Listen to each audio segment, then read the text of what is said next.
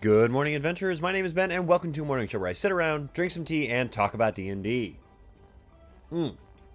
First up for T&D today, we have the classic Dead People Tea mug, Caduceus Clay.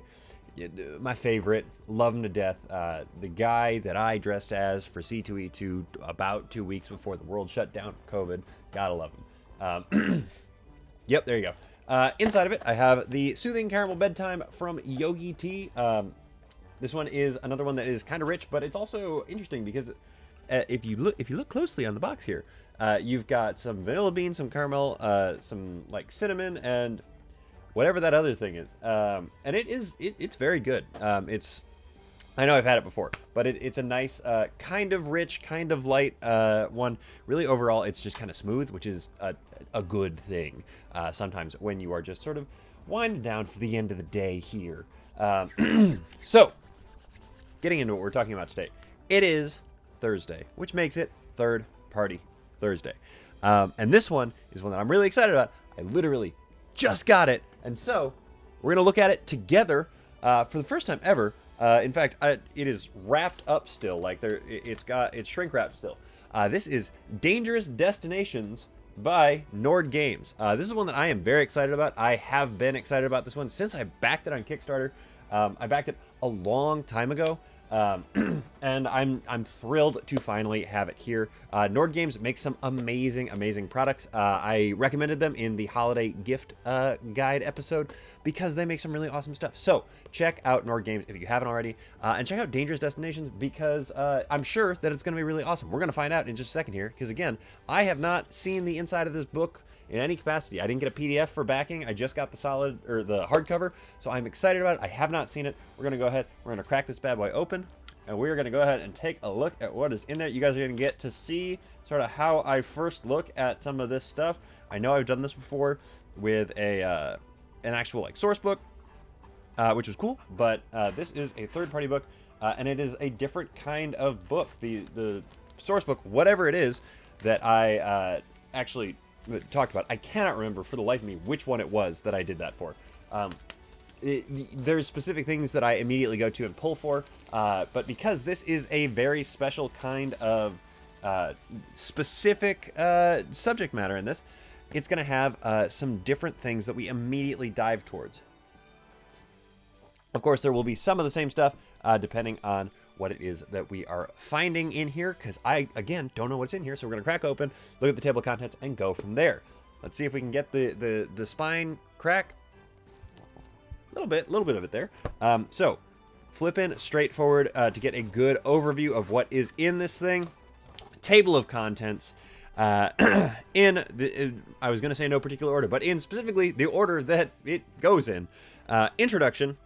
The Prelude, Part 1, Destinations, Part 2, Environments, Part 3, Dangers, Part 4, Antagonists, and Part 5, Pre-Generated Destinations.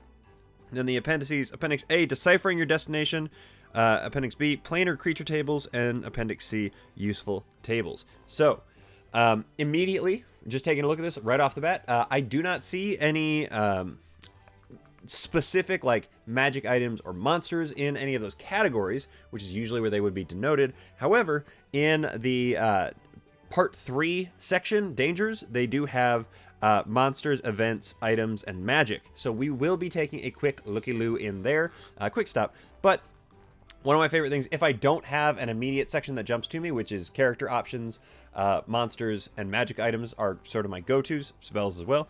I tend to go ahead and I just sort of start looking to get a feel. So we're going to go ahead and we're just going to go straight to part 1 with destinations. Get to the first one here, the Burial Ground.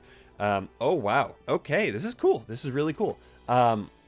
So obviously, I will go back and I will read this book cover to cover. I will read the introduction and the prelude. But for the purposes of this, I'm not going to do that because that is a lot of dead time for you guys watching me or listening to me read that out loud. That's not necessarily the most fun. So, cracking it open, taking a look at this. Burial Ground is a overall type, it looks like, of environment that you can find yourself in. Destination, sorry. Immediately, we have the introduction here, some flavor text, some really cool imagery that they've got in this art piece here, as well as a couple of different tables here. Burial ground type, really in this, there are only 2 options. I'm sure there are more moving forward. It's a D6 table. 1 to 3, you get a crypt, and 4 to 6, you get a graveyard. So if you are randomly generating this, you go ahead and you just roll up for what it is that you were looking for. And then the location for that, D12. 1 is an inner settlement, 2 to 3, settlement outskirts, 4 to 6, settlement edge, 7 to 9, nearby, 10 to 11, day's journey, and 12 is remote. So there is the possibility for it being directly in like a city center, essentially, or in progressive steps outward until it is far, far away from any sort of settlement, which is very, very cool. That is the 2 things here for the burial ground. Getting into it from there, we have crypt, which again is the first type, as well as jumping forward past that, then we have graveyard. Wow, but there is a lot in crypt, so we're actually going to go ahead and stop and look at this real quick. First off, crypt. A little bit of flavor text tells you a little bit more about what it is. Crypt is an underground burial structure or an area where the dead are buried and or the remains are stored. Most people know what a crypt is, but in case you run across something in here that you're like, I'm not super positive what that is, there you go. You got it right there. I say most people. I know what a crypt is. I assume that other people know what it is, but it's also, you know, one of those things that might just kind of elude you if you don't engage in a lot of fantasy media all the time and you're getting into this kind of thing. So obviously no shade if you don't know offhand what a crypt is. My bad. Immediately, table structure. How has the crypt been built and organized? D12 table. 1, repurposed natural tunnels. Cool. 2 to 3, reinforced natural tunnels. Also very cool. 4 to 6, organized crude tunnels. 7 to 9, organized reinforced tunnels. 10 to 11, engineered tunnels, and 12, artfully engineered tunnels. So again, if you are rolling for these, then you are going ahead and you are randomly generating the stuff. However, if you are just sort of running through these are giving you some good ideas and options and sort of a scope to which you can have your crypt figured out. A good example in the capital city on the continent that my players who've been playing for a very long time with me are on. They have a royal crypt that it is, I would say, technically settlement outskirts. It's not within the city walls necessarily, but it is an artfully engineered tunnel that actually does lead under the city wall into the church district, given a secret passage that is in there, but it is specifically for all the royals. So I would have used those 2 things to help inform that had I had this at that time. Age, how long ago was it built? D12, 1 new, 2 to 5 recent, 6 to 9 old, 10 to 11 very old, and 12 ancient. They follow pretty much the same rules as dragons with this one, honestly, looking at the way that this is set up. So go ahead and use that as your gauge. For me, personally, with that one, it is technically, I believe, old. 100 to 500 years old, which is pretty cool, but not the point. Size, how large is this crypt? D12, 1 tiny, 2 to 3 small, 4 to 6 moderate, 7 to 9 large, 10 to 11 huge, 12 gigantic.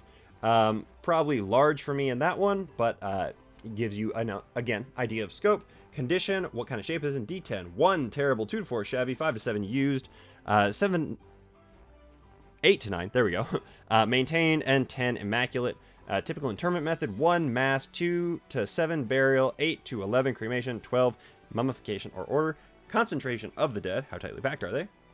1 spacious, 2 to 3 comfortable, 4 to 6 full, 7 to 9 packed, 10 to 11 tight, and 12 bursting. And then plot types.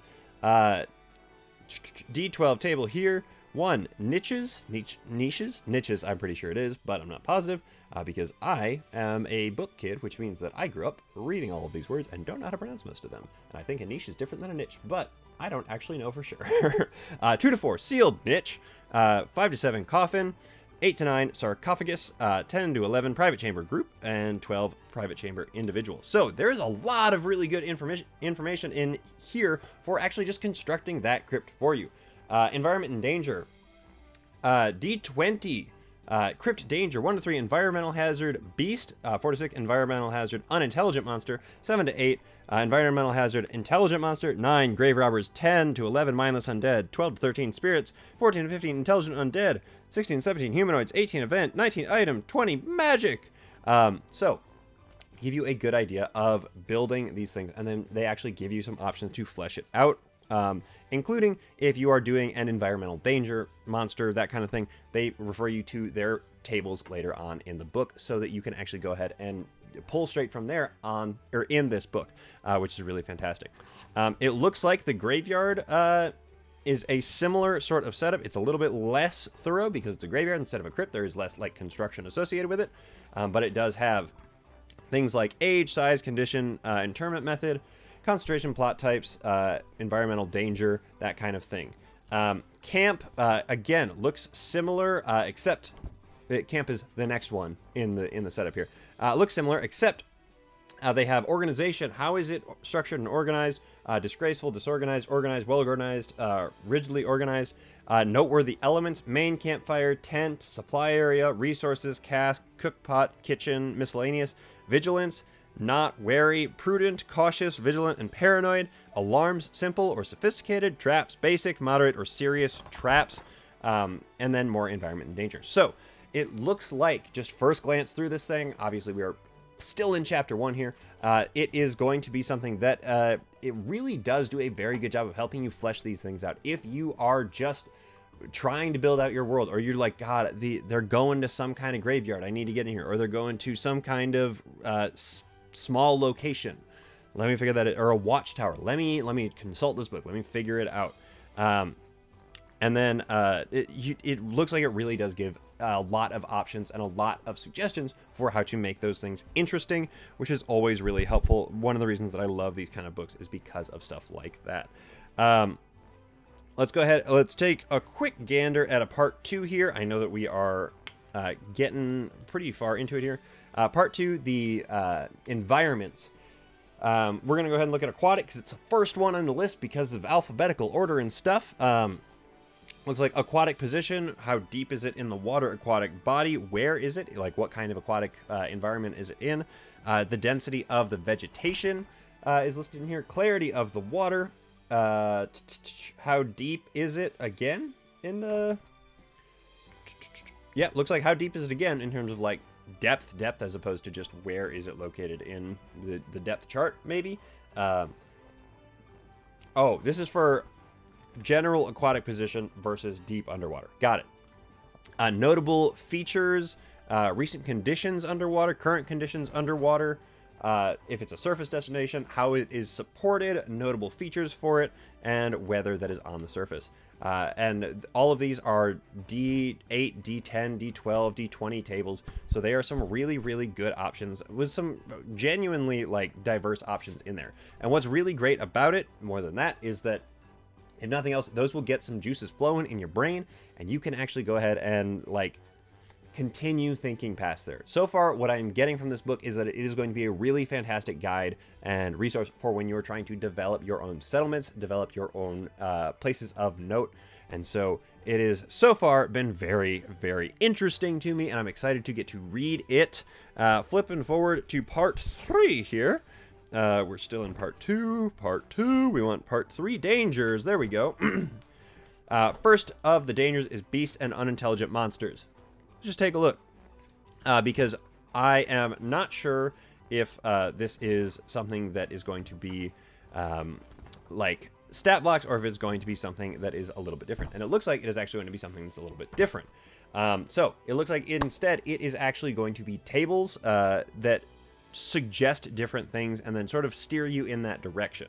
So for beasts and unintelligent monsters, we have again a lot of really good flavor text, some very, very pretty art here, as well as then some tables, including creature state, D12, which is confused, displaced, escape, home, hungry, violent, controlled, or naturally controlled or unnaturally controlled. Kinship similarity, how similar is it to other creatures of its kind? Identical, offbeat, different, divergent, or polar opposite. Creature size, runt, healthy, great, or massive. Those are kind of self-explanatory, even if they aren't the normal D&D terms. Harmed locals, indiscriminate, targeted animals, targeted adults, targeted children, targeted occupation, targeted small group, collateral, attempted, unavailable, or accidental. Local mindset, opposed, unsure, adapted, unfamiliar, or ignorant. Creature schedule, diurnal, nocturnal, natural, or erratic. Environmental impact, none, light, moderate, heavy. you get the idea. It helps you sort of flesh out the type of creature that you're actually going to be looking for so that you can then actually go ahead and find one to stick in there for you, which is, again, very helpful because sometimes half of the battle is really trying to just get that knocked out so that you can figure out what it is that you're trying to put in there. We're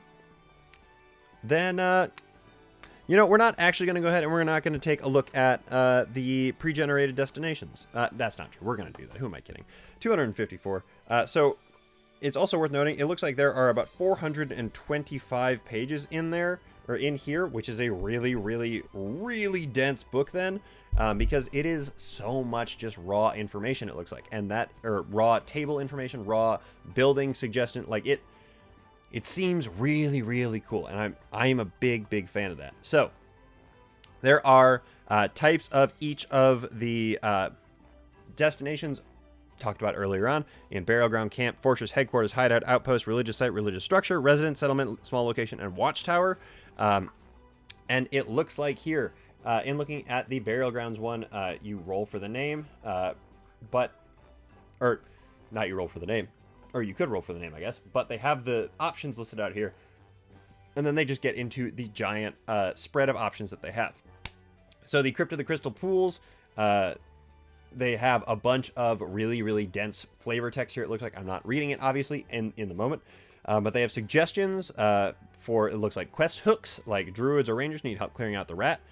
Prelude, theme, previous presence, continued presence, destination type, destination burial ground type, burial ground location, structure, age, size, condition, that kind of thing. Looks like a really, really great, dense, two-pager of information here that is honestly very, very useful if you are going to go ahead and just run this thing, because flat out, it's going to be something helpful. And then they have this really great picture on the next page of that location. So, dangerous destinations. Obviously, I'm going to be reading the whole thing, figuring it out, seeing what's what with it. But so far, what I am seeing at first glance here, which again, you guys watched me unwrap this thing. I had not looked at it before about 15 minutes ago. It looks really cool, and I'm really excited to get into it. So I would recommend checking it out just because, if nothing else, Nord Games make some really good stuff. They make some really, really good stuff, and I am a big fan of theirs. So, Dangerous Destinations. Again, Nord Games was on the holiday gift guide, so check them out. Give them a chance. They're really, really cool. So, anyway, finishing that up, getting into these shows that we have today, in no particular order. It is Thursday, which of course means that we have Critical Role, Authors and Dragons, NADPOD, and LGBT D&D. If you are not actively watching the third campaign of Critical Role, but did catch up with the second campaign first, do not forget that it is their reunion for Campaign 2 today. I'm so excited. I decided to be an absolute lunatic and listen / reconsume / watch, all of that, the entire second campaign again before this one. So I just finished doing that. So check them out. Let them know that I sent you, not just Critical Role, all of them. Let them know that I sent you, because again, someday somebody's going to say something to me about it, and I'm going to think that it's funny, but until then, I'm going to keep asking you guys to do it. So, that's everything I have to talk to you guys about today. So, thank you so very much for making me part of your morning routine. I really do appreciate it, and thank you so much in particular to my patrons. You guys are the ones that make this show possible. If you're interested in becoming a patron, check out the link in the episode description. Also, just putting it out there, tell people about this show. Like, I enjoy doing it a lot, and we've seen some really great growth this season, but just let some people know, because I'm realizing that I never ask anybody to, share this, and I don't necessarily want you to, send the videos or the episodes out to people, but just, let them know that this show happens, and I would really appreciate it.